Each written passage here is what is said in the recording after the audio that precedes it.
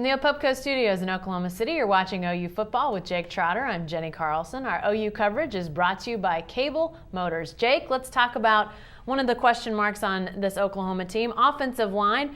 There's talk and there's a sense that this is going to be a better unit than they were a year ago. What's your feeling about this O-line?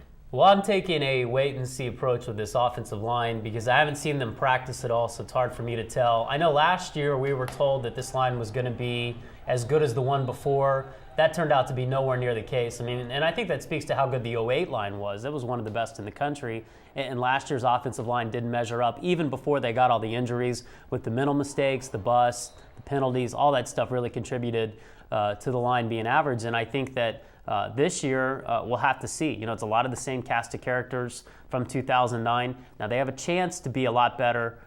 We don't know. Yeah.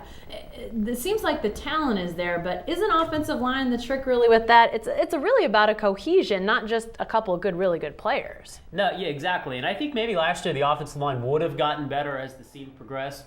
The problem was they were mixing and matching throughout the entire year with all the injuries they suffered up front.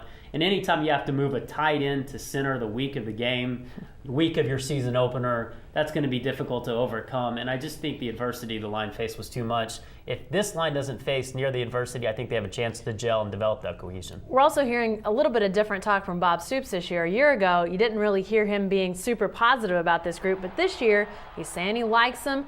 He's also talking about DeMarco Murray having a great year. I don't know if DeMarco has a great year if the O-line's not good. Is that sort of an omen or maybe a sign of that improvement that this line has made? Yeah, it's definitely a good harbinger for things to come. On the Big 12 conference call Monday, Stoops said he feels really good about this line and what it can be, and I don't think he would be saying that if he felt like it was a little iffy. I think that they have a chance to be very strong. It's not going to be the greatest offensive line of all time, but if they're solid with the playmakers like DeMarco Murray, Ryan Broyles, you have a chance to have a pretty prolific offense. All right, thanks, Jake.